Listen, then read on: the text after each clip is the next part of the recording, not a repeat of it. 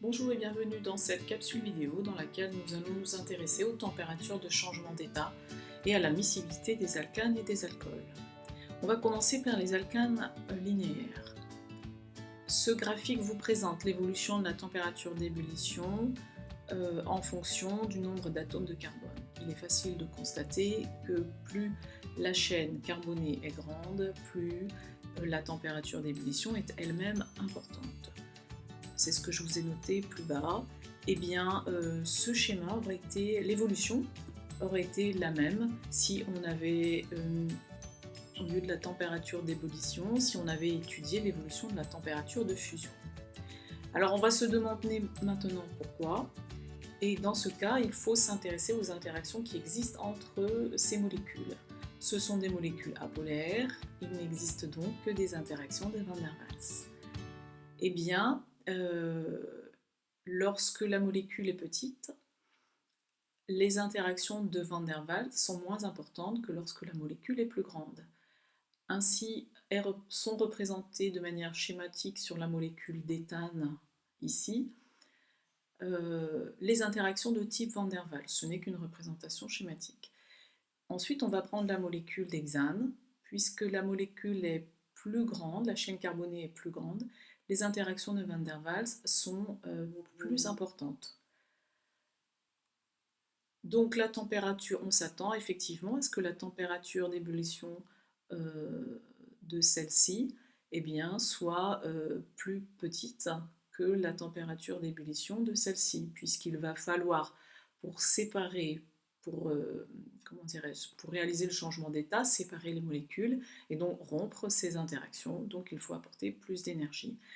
Les molécules qui ont une chaîne carbonée linéaire plus importante ont donc des températures d'ébullition qui sont plus grandes. Ils sont donc moins volatiles. Les plus volatiles, ce seront les plus petites.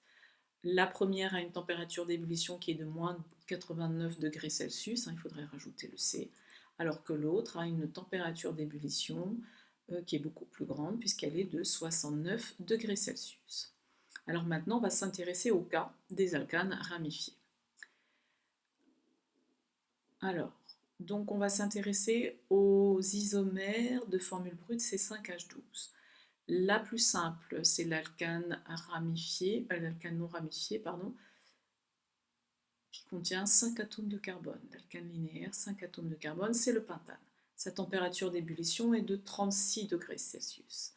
Ensuite, on va s'intéresser à une deuxième molécule. Sa chaîne carbonée principale est plus petite, comprend 4 atomes de carbone, donc le butane.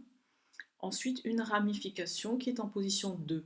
Ici, il n'est pas nécessaire d'indiquer que c'est le 2-méthylbutane, puisque effectivement, si vous la mettez, il n'y a qu'une autre possibilité, c'est de la mettre là, et c'est aussi un 2-méthylbutane. La chaîne carbonée est plus petite, donc effectivement, les interactions de Van der Waals sont moins grandes. De plus, l'encombrement fait que les molécules sont moins proches et donc que les interactions sont moins grandes. On s'attend logiquement à une température d'ébullition plus petite, ce qui est le cas ici.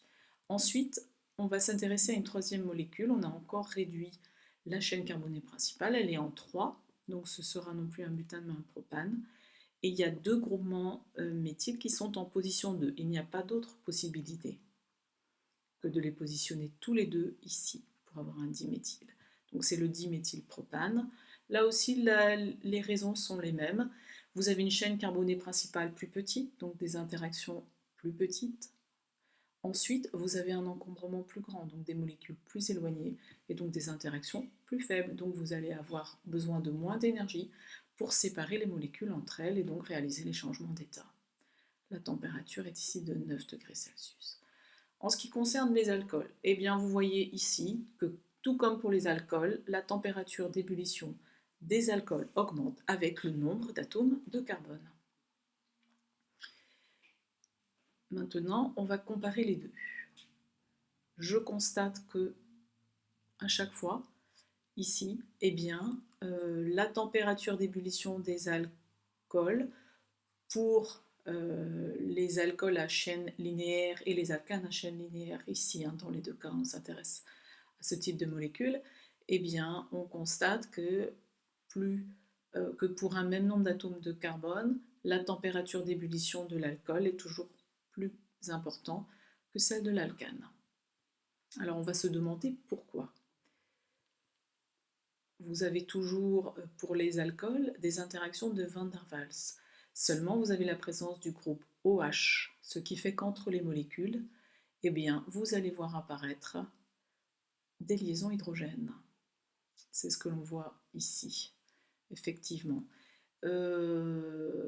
Donc, effectivement, pour pouvoir lors de changement d'état, il faut rompre les interactions de Van der Waals, mais il faut rompre en plus les liaisons hydrogènes, ce qui fait qu'il faut apporter plus d'énergie à atomes de carbone égal dans la chaîne carbonée principale. Alors maintenant, on va s'intéresser à la miscibilité des alcanes et des alcools dans l'eau. Alors les alcanes sont des molécules apolaires, ce qui fait que l'eau, puisque l'eau est un solvant polaire, elles vont être très peu miscibles dans l'eau. Donc maintenant, les alcools, eux, sont des molécules polaires.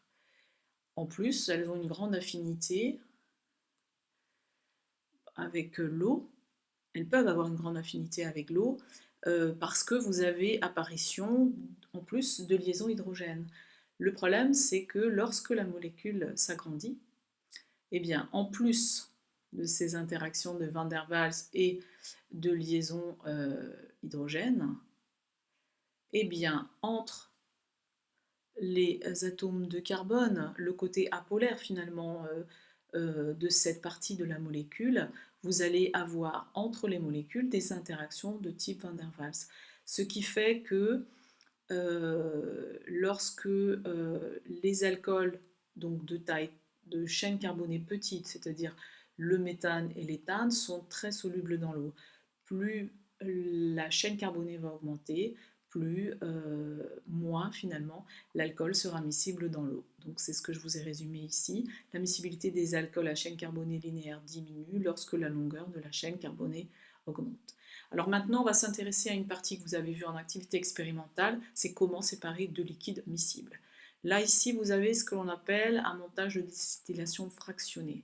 Je vais vous présenter le matériel. Vous avez deux supports élévateurs, un chauffe-ballon, un ballon, la colonne à distiller, un thermomètre, un réfrigérant à eau, une éprouvette graduée qui contient le distillat. Je vous rappelle que l'eau doit rentrer par le bas et sortir par le haut. Le principe, vous avez deux liquides non miscibles qui ont des températures d'ébullition différentes. Le premier à monter le long de la colonne à distiller et à faire que le thermomètre va voir sa température d'eau augmenter puisse se stabiliser. Lorsqu'elle est stabilisée, vous avez en général la température d'ébullition du liquide le plus volatile. Donc celui qui a la température d'ébullition la plus basse.